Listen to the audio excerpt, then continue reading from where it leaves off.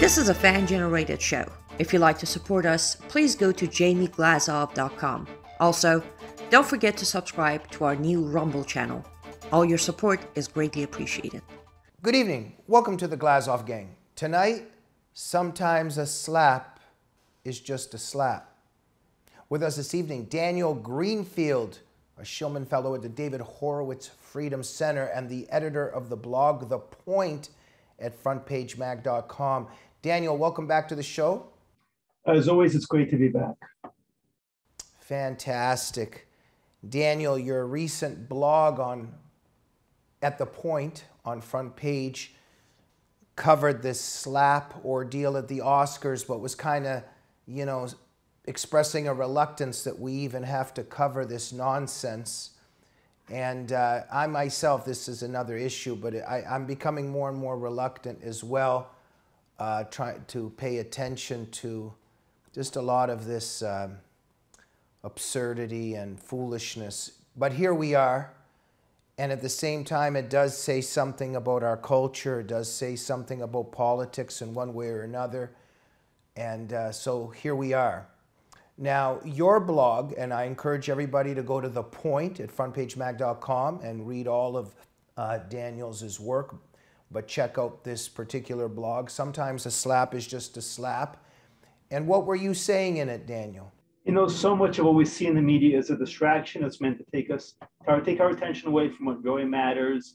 Yeah. Certainly that's true of 90% of celebrity coverage and these things that everybody is expected to comment on, to have an opinion on, to feel like it's part of our lives when it absolutely is not. And, that's the essential idea here.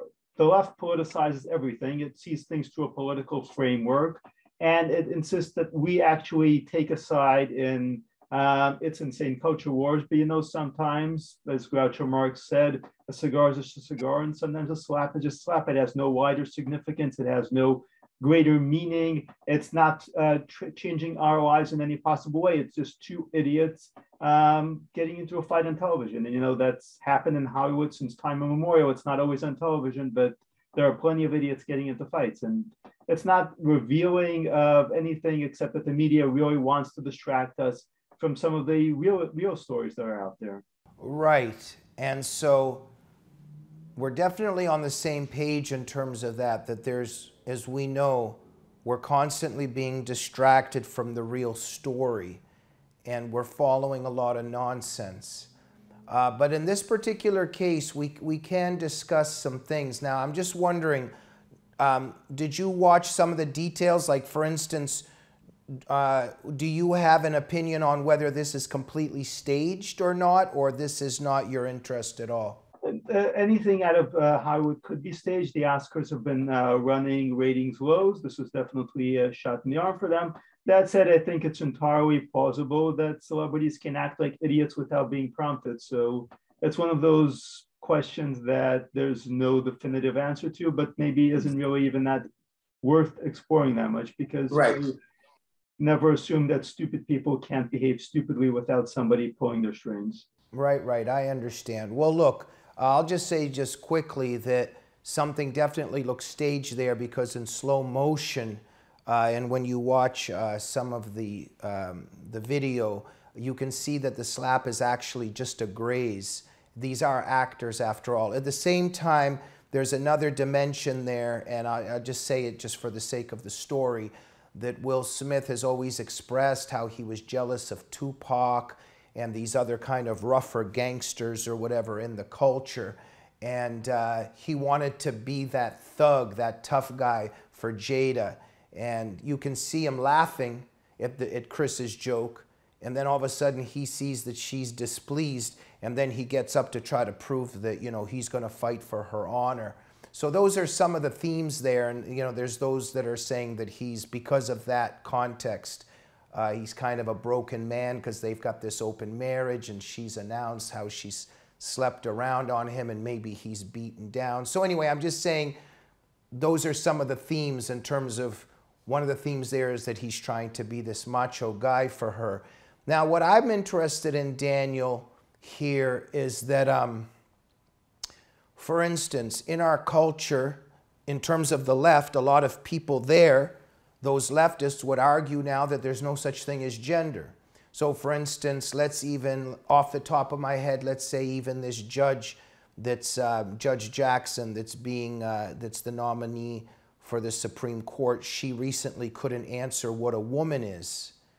But I would make a bet that if she was in the audience, and if instead of Will Smith slapping Chris Rock, instead, let's say Will Smith got, instead we had, let's say Al Pacino or, Sylvester Stallone or something, they got up and slapped Whoopi Goldberg, that people like Judge Jackson would have a very different reaction than they did to Will Smith slapping Chris Rock. Do you see the point that I'm making? Yeah, and no doubt, and I'm sure if Jussie Smollett had been a white man who was staging a hate crime and attacked by black men, we'd be talking about nothing else except systemic racism, and this is very much part of the entire cycle of oppression in America, whereas the whole thing is just swept under the rug as an embarrassment. So obviously we are a culture that is run by political double standards. Those double standards are very blatantly obvious. They're all around us. And when something happens that is uncomfortable, whether it's Hillary Clinton being exposed as being behind Russiagate in a big sense, or in a small sense, some celebrity acting out and it doesn't fit the narrative, then there's discomfort with the event. We try to pretend that it didn't happen, or try to find a way to spin it, to politicize it, to turn it around, because the left believes that everything in human nature has to run according to their ideology. For conservatives, we can recognize that people have certain tendencies, but for the left, every human tendency can be spun as a political response, which means they can't accept the idea that people can act in any way other than the way that they believe they should act. Whereas, for conservatives, we understand that people are fallible, that people are sinful, that people are very much prone to doing the wrong thing, which is exactly why we have religion. That's why we have a moral code. To the left, of course, there's only social context. There's no personal conscience. There's no internal self-awareness or moral code. Right. Just so much of the morbid stuff even going on at this Oscars every time. It's just become some kind of caricature in itself, in and of itself. But in the beginning of the Oscars, for instance, you had Wanda Sykes and Amy Schumer up there, and they're bragging how it's going to be a gay night, and they think they're tormenting those right-wing people in Florida and DeSantis and all that. The whole thing is kind of haunting, in the sense that, first of all, that's haunting in and of itself. But let's even talk about this for a minute. Even what they're attacking isn't even about homosexuality. What DeSantis is pushing for in terms of in schools is simply that children should be left alone in terms of teachers having conversations with them about sex and transgender and all that stuff. He's just saying leave the children alone in terms of discussing sex with them to a certain age and let the parents do it. And the left has turned that into some kind of attack against homosexuality. And now at the Oscars, they were, really rebelling against this homophobic totalitarianism, saying how it's going to be such a gay night. The whole thing is kind of surreal and haunting. It's very much a Harvey Weinstein tactic, where Harvey Weinstein at the end was claiming he was campaigning against the Second Amendment, and he was going to campaign for gay rights and, of course, against campus rapes, and he was trying for every possible distraction. The real truth, of course, was that he was a monster who was engaged in a serial pattern of horrifying abuses. This is true across the industry, frankly. Any major figure in the industry is probably connected or tainted by this kind of thing in some way. So, of course, they virtue signal compulsively. The thing about virtue signaling is if you have to virtue signal, you're covering up really bad things. The more you virtue signal, the more you're covering up all this false piety, all these false claims. We stand with Ukraine. We stand with trans kids. We stand with whatever the cause is 5 minutes ago. All this is a fact. It's a distraction. It's an attempt to distract you, again, from, once again, with their own habits, their own lifestyles, their own abuses. And this is an industry with horrible abuses when it comes to child actors, when it comes to young women. It chews up and spits out people. It commits horrifying things. And the people who are at the very top of this industry are the worst abusers. We saw that briefly during the Me Too movement, but it's just a small glimmer of the overall reality. So, of course, these people are talking about, yes, don't say gay bill. It's actually the parental rights bill. It says, and this is really hugely controversial, don't have teachers talking to kindergartners about sex. This is not some sort of great challenging thing to ask. Don't ask 5-year-olds or 6-year-olds or 7-year-olds about how they feel about something that should really be discussed with adults, certainly with their parents, not with whatever union member has gotten the job of teaching first grade in a Florida school. But of course, they want to insist that this is victimhood, that this is identity politics. And this was also what we were talking about before. The left turns everything into victimhood, into identity politics, because it gives them license for their abuses. The more they talk about how they're protecting Black people, they're protecting gay people, they're protecting some designated victim group, they're allowed in return to commit any kinds of abuses because they're really the protectors, they're the defenders, they're not the abusers. And in fact, they are the abusers. We know they're the abusers. When it comes to grooming 6-year-olds, that's abuse. When it comes to the things that Harvey Weinstein, Bill Cosby, so many of these guys did, those are abuses. And they want us to talk about anything else except that because that really is what hits home. Yes, Daniel, just for myself, I've been analyzing the left all my life, and, I read leftist literature, I watch leftist things, and, I keep an eye on how they think and what they do. It's just becoming more and more difficult for me because, they've always been sick and morbid, but something in the last couple years, it just the way that this demonic possession is accelerating, it's some kind of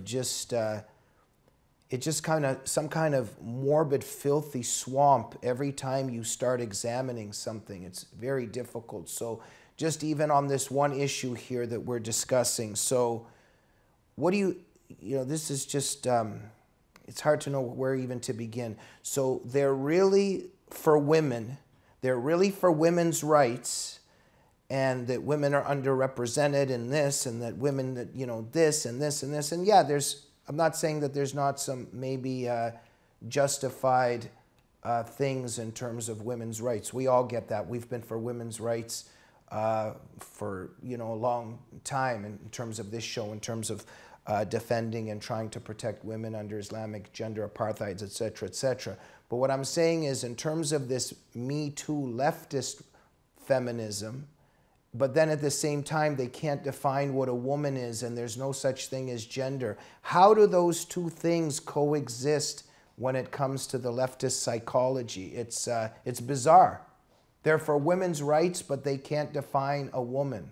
Well, the fundamentalist leftist tactic is to deconstruct everything. So, of course, they begin by deconstructing the family. They embrace feminism, not because they believe that women should have rights, but because it's a way to deconstruct the family. Then, of course, they embrace homosexuality. Then they start advancing things like this. What is a woman? Well, any man who says he's a woman is a woman. So we deconstruct things more and more. Yes, we start grooming 5- and 6-year-olds. We do all this because the point is to deconstruct the family, because the family is the core of society, and they attack the family, they attack the middle class because those are stabilizing elements. If you want to attack a country, if you want to attack a society, you take apart its strengths, you take apart what makes it work. And in the Western world, you take apart the family. That is step one. And they've done this very successfully. If you look at the rates of religiosity, you look at the rates of divorce, you look at the birth rates, the left has performed brilliantly.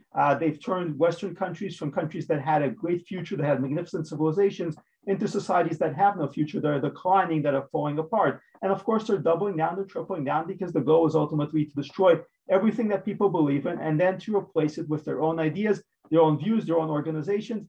This goes back quite a while. Fourier, one of the key figures in socialism, in feminism, envisioned people living in phalanxes, in these huge, giant communal groupings that would have no families. Women would be prostituted to the state.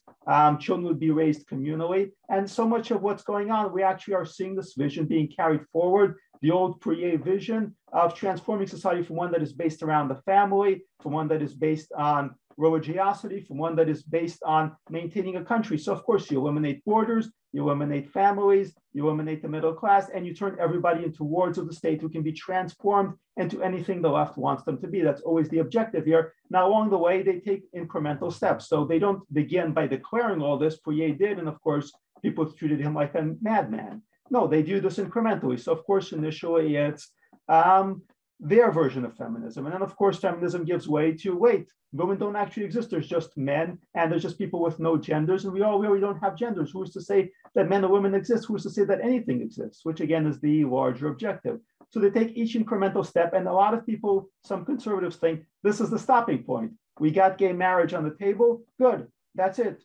We're not going to go any further. Of course, the left always goes further. The one defining characteristic there is, tactically speaking, the left always pushes far beyond where you think they will actually stop. They have no natural stopping point. The only way the left to stop is if they actually are forced to stop, because otherwise they will keep pushing endlessly on and on and on. And we see, as bad as things are, as bad as, I mean, when you look at the Oscars, when you look at anything, when you look at Disney executives now talking about how there are no more boys and girls, you know, this is not the stopping point. This is just another stage on the road to hell that they're pushing us on. Absolutely. And Fyodor Dostoevsky predicted a lot of this in terms of the socialist mindset in The Devils and Brothers Karamazov, etc., in terms of how they push for all of this chaos and nihilism, and then there's such utter chaos, and then a certain totalitarianism and genocide begins. Daniel Greenfield, you have summarized everything so brilliantly that for the time being I have no questions left. You're a scholar and a gentleman. Thank you for joining the Glazov Gang this evening. Well, thank you very much. You are very much the scholar, and as always, this has been a very engaging conversation. Thank you very much, Daniel. Hope to see you soon. Everybody, make sure you're reading Daniel Greenfield's blog, The Point, at Front Page Magazine, or you're missing out big time. And we'll see you on the Glazov Gang very soon. Good night. Dear ladies and gentlemen, I recently got one of Mike Lindell's pillows and comforters at mybillow.com, and I started getting some of the most restful sleeps in my life. And you can do the same. Go to mypillow.com and use code GG21 to get incredible and amazing discounts. Or just call 1-800-854-0673. While you're doing that, you'll know that you're supporting Mike Lindell, a true American hero fighting a true American cause. And you'll also be supporting the Glazov Gang. Thank you. May God bless you, and may God bless America.